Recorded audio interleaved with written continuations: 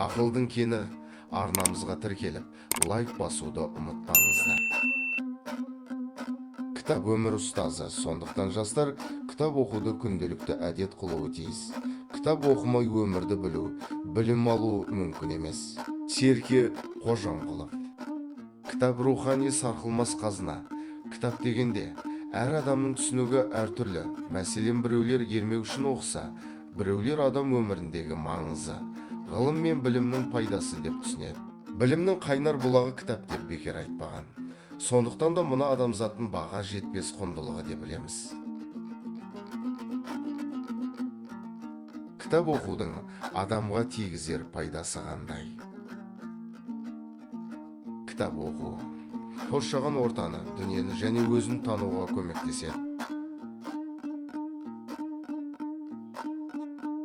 Кітап оқу жадыны және ойлауды дамытады.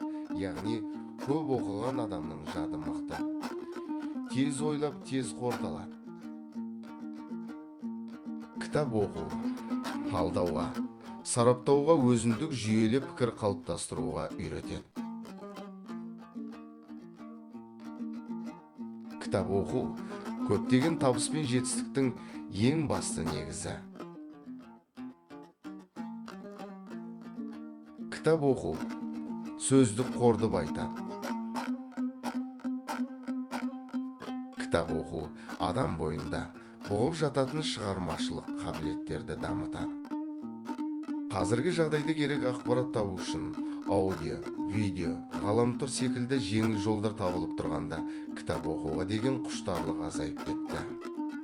Меніңше, бала ерте жастан кітаппен дос болса, болашақта ол көзі ашық, жүрегі ояу адам болып қалыптасады.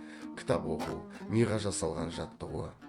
Мысалы, қазақтың ұлы ақыны Абай Құнанбайұлы өз бетімен ізденіп, кітапты көп оқуының арқасында бірнеше тілді меңгерді. Кітап оқудың еш кеші жоқ, қай заманда болмасын. Адамзат алдында тұрған ұлы мұрат. Міндеттердің ең бастысы салауатты, саналы ұрпақ тәрбиелеу. Жас ұрпақтың талабын қанағаттандыру, рухани байлығын, жалпы ой-өрісін дамытуда, талап-талғамын қалыптастыруда ең үлкен де ұлы тәрбие құралы кітап.